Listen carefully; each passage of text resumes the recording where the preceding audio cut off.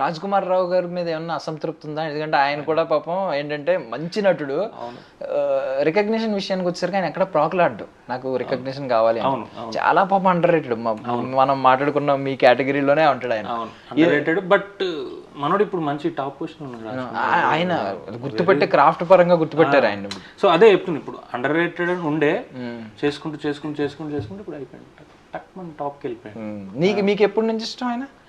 ఆయన మన trapped cinema చూసింది అసలు, అది నెక్స్ట్ లెవెల్ సినిమా. ట్రాప్ నుంచి నాకు భలే ఇష్టం Raj Kumar. Even gangs of వసపూర్లో కూడా ఉంటాడు, ఒక క్యారెక్టర్ ప్లే చేసిండు. అది కాకుండా ట్రాప్డ్ అయితే అసలు అలా జీవించేసిండు, దానికోసం బక్కగా అయిండు. ఇప్పుడు చూసే ఉంటారు మీరు ట్రాప్ సినిమా? లేదండి, నేను జస్ట్ మామూలు నెట్ లో పోస్టర్స్ వరకు చూసాను. కుదిరితే డిజిటల్ పోస్టర్స్ చూడలేదు.